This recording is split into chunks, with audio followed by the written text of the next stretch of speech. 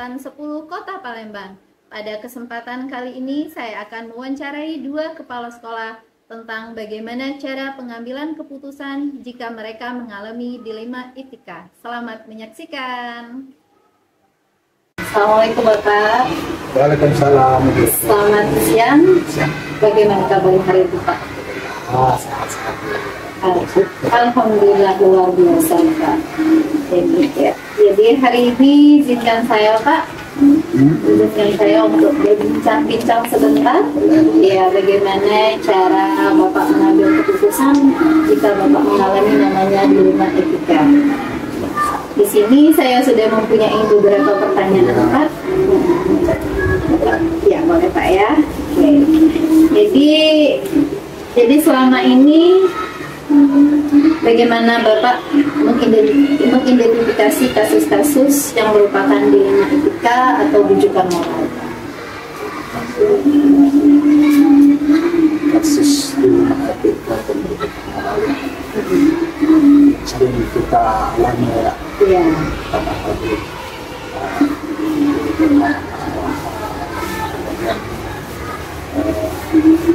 Baik buruk ya. Kita kasus baik saya alami masih bisa, saya anggap masih bisa kita berkonsolidasi, akhirnya kita ajak kita ke kembali apa ada permasalahan apa sebenarnya. Ternyata setelah identifikasi seseorang itu pada dasarnya ada dua hal, baik dan buruk. Hanya dalam prosesnya itu butuh pengembangan. Balannya itu apabila dia berulang, artinya dia menunjukkan sisi baiknya atau sisi buruk. Dan apabila dia menipis, artinya dia mendapatkan pembelajaran dari pengalamannya, dari nasihat orang lain untuk merubah karakter. Karena karakter itu timbul dari kebiasaan buruk, kebiasaan buruk akan mendapatkan yang buruk. Jadi setelah diidentifikasi, kita cari solusi, kita diskusikan harusnya seperti apa. Kita tanyakan maunya bagaimana. Apabila langsung saya yang ngambil keputusan, nanti khawatirnya timbul hal yang tidak pro lah segala macam. Jadi kita tawarkan solusinya seperti apa yang mungkin dianggap bisa itu terbaik ya. Guru itu bisa berubah lebih baik. Pelan, oke, jalannya pelan. Karena proses itu tidak langsung tidak instan. Tidak ada orang yang langsung sprint harus mereka berjalan.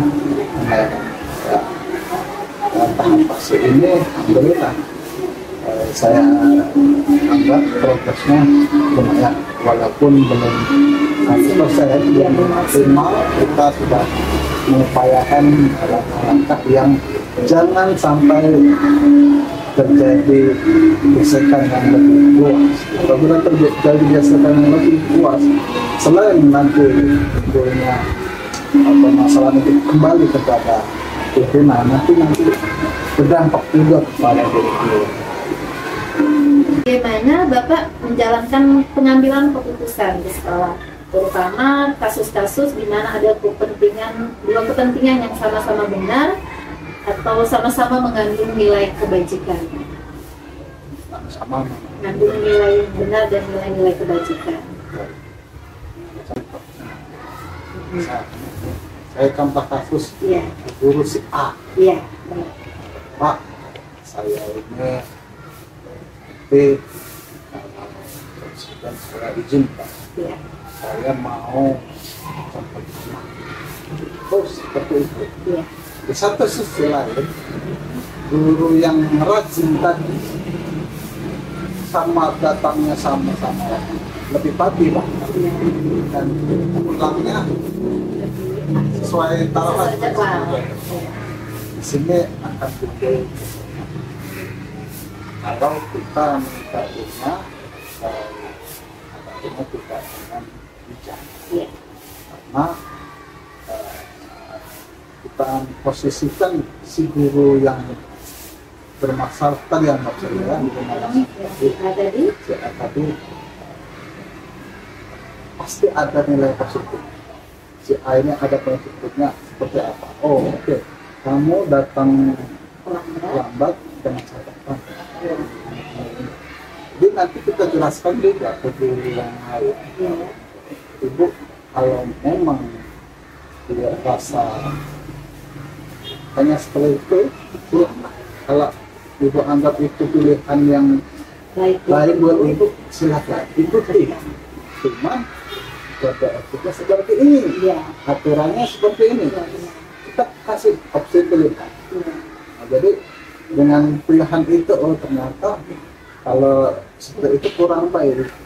Jadi kita tetap memberikan masukan, tapi berdasarkan peraturan itu. Serahkan lagi pada si pelaku. Langkah-langkah atau prosedur seperti apa yang biasa Bapak lakukan selama ini untuk memecahkan masalah yang ada kasus dilema etika ini? Memanggil Panggilan. dibina, diidentifikasi sebenarnya apa permasalahan yang membuat ini tidak mau datang di awal atau seperti apa. Jadi setelah diambil identifikasi, kita sandingkan dengan bantuan dan kita carikan opsi-opsi pilihan solusi. Jadi selama ini Bapak mengambil keputusan itu ada langkah-langkahnya ya. Yang pertama kita identifikasi dulu, kita panggil dulu siapa ini, identifikasi masalahnya apa, kemudian yang si pelaku itu kita panggil, baru kemudian kita identifikasi ini loh permasalahannya, ini penyebabnya, kemudian baru kita mencari solusi. Dan selanjutnya tadi langkah-langkah, sekarang hal-hal apa saja yang selama ini Bapak anggap efektif dalam pengambilan keputusan pada kasus-kasus ini? Ya. Paling efektif itu adalah pendekatan persuasi. Kita secara keluarga, secara personal.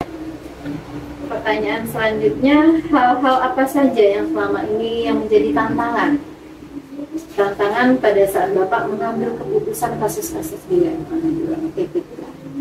Tantangan yang sering dan Iya, itu saya prediksi. dari diri sendiri. Saya bisa terlalu banyak berpikir karena kehati-hatian.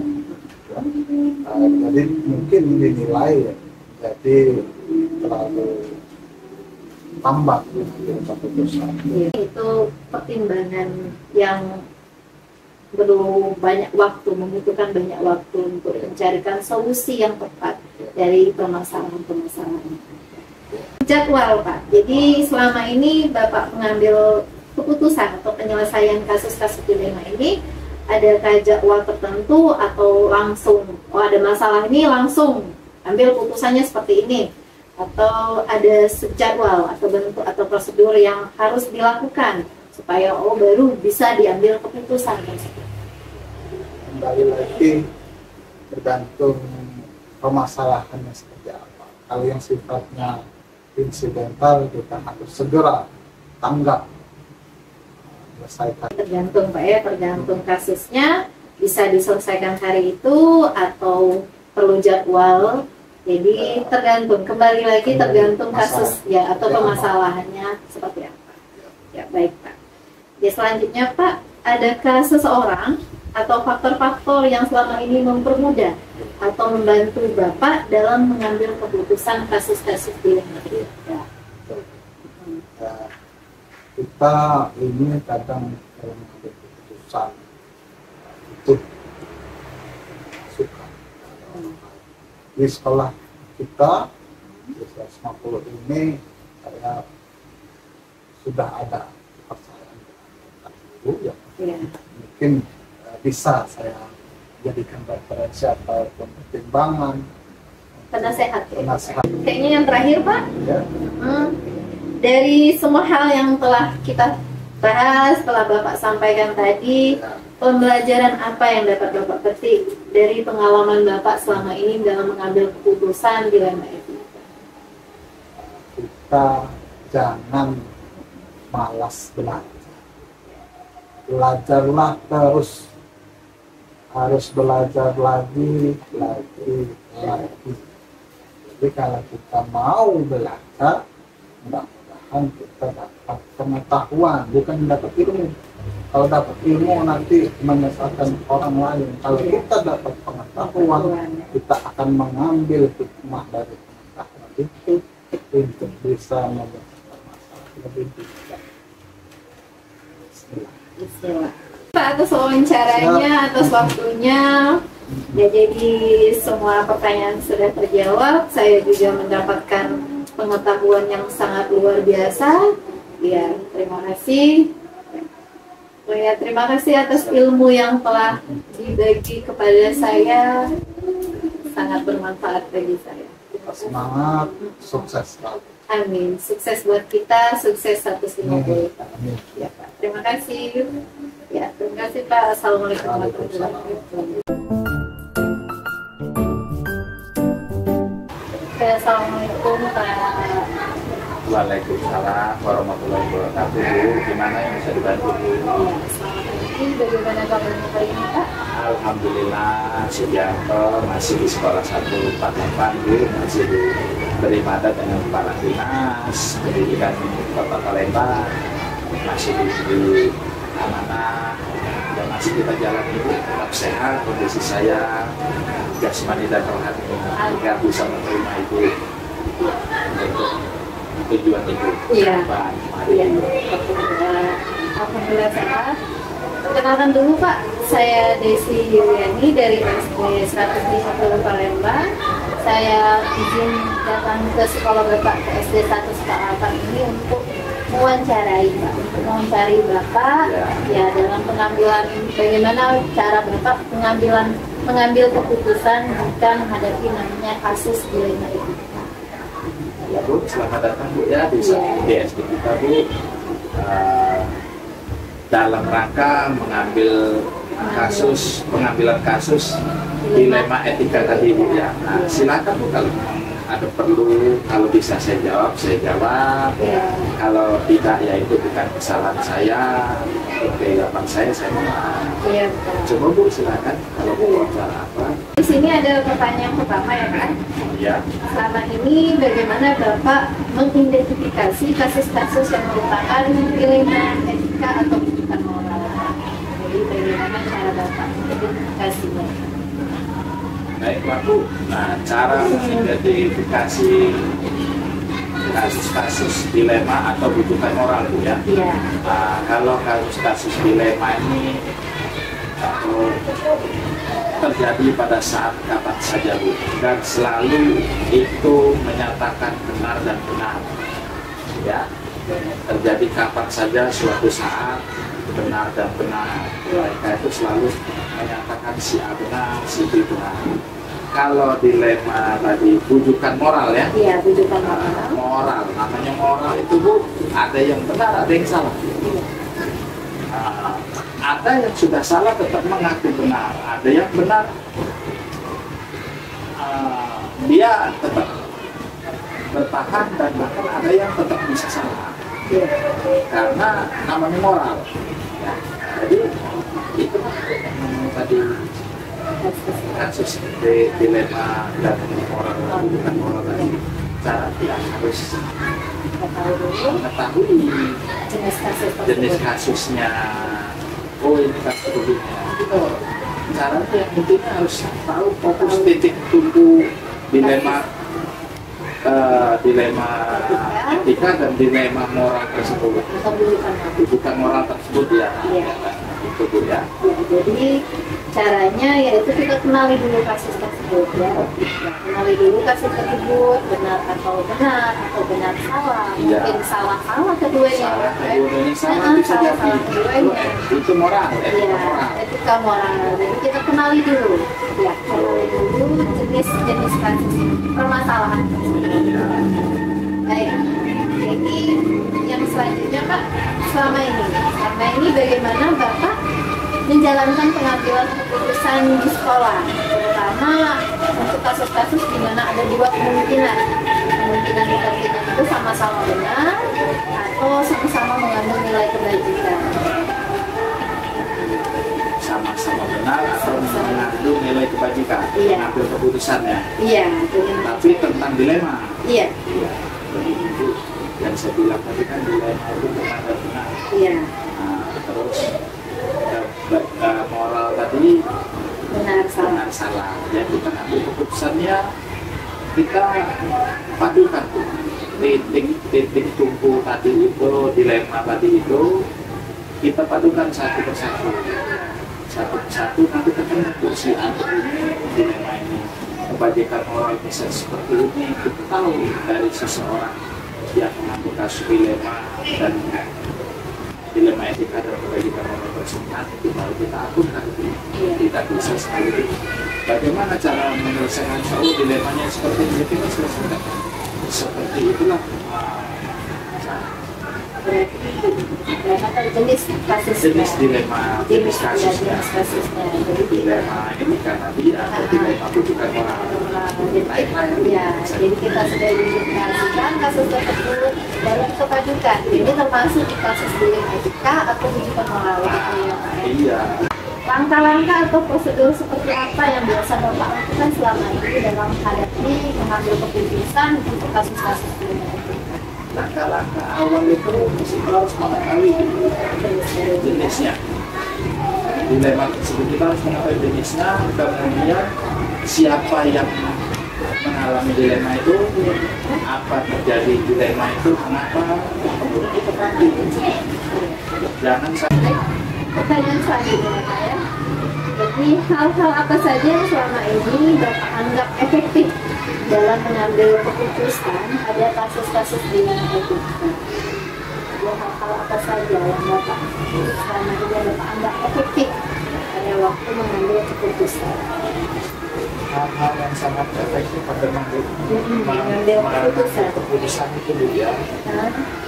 Kita menghadapi panggil yang memiliki kasus, kita menghadapi dengan sabar, dengan sangat sabar, walaupun bagaimana namanya mereka sudah kena dilema. Yang efektif itu terjadi pada saat itu, dan saat itulah kita selesaikan, tapi tidak dengan kita tambah dengan emosi, dengan sabar kita. Kalau kita ikut emosional, kalau tidak kontrol ya bukannya nambah selesai, tidak efektif, tambah parah, tidak efektif. Hal-hal apa saja yang selama ini merupakan tantangan Bapak dalam mengambil keputusan pada kasus-kasus dilema etika?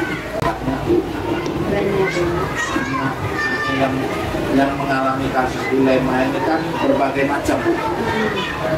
Ada unsur sengaja, ada etika, ada benar dan benar, ada benar dan salah, dan mereka saling punya individualisme.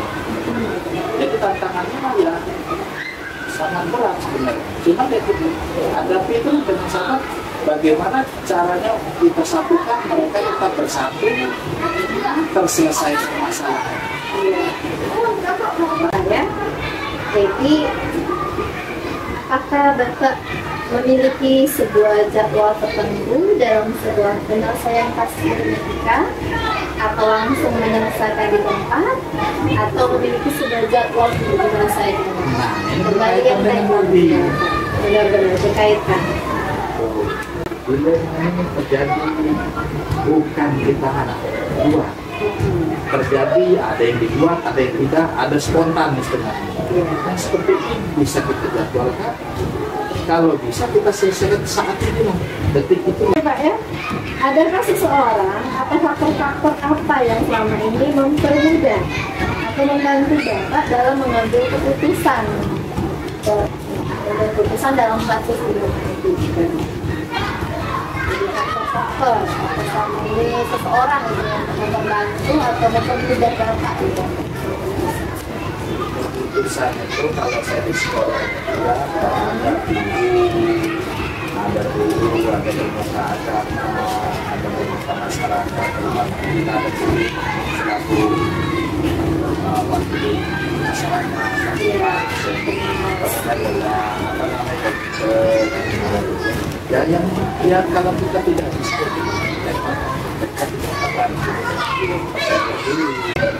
Pertanyaannya terakhir Pak.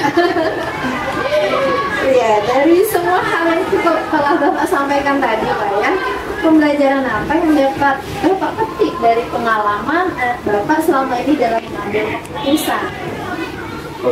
Pembelajaran saya dalam mengambil keputusan, saya selama ini kalau saya ambil dengan emosi tidak akan selesai. Jadi saya harus mengambil dengan kesabaran, walaupun di mana saya tidak memiliki emosi dominan, tetap dengan kesabaran. Sabar dan sabar, terus tidak memihak si A si B, tetap kita open terbuka untuk menjelaskan dilema tersebut. Insya Allah tercapai. Itu aja Bu. Jadi kita harus bersikap sabar, bersikap terbuka, ikhlas. Banyak Pak sudah mengizinkan kami datang ke sini. Sudah maaf mengganggu kerja Bapak, rutinitas Bapak, kerjaan Bapak, mengganggu ya Pak waktunya. Ini dan tugas saya Bu, mengisi kemerdekaan dengan jalan di dunia pendidikan. Tidak perang tidak lagi, mengisi. Aja Bu, siapapun bukan ibu kalian, saya terima. Insya Allah selagi sehat, kondisi bisa menghadapi. Terima kasih Pak, sukses selalu, semoga sekolah SD 148 selalu jaya. Mosat Pak. Ya, terima kasih Pak. Assalamualaikum warahmatullahi wabarakatuh. Selamat tugas Bu ya. Ya, terima kasih. Demikianlah wawancara saya bersama dua kepala sekolah tentang bagaimana cara pengambilan keputusan jika mereka mengalami dilema etika. Semoga bermanfaat bagi kita semua. Terima kasih. Wassalamualaikum warahmatullahi wabarakatuh.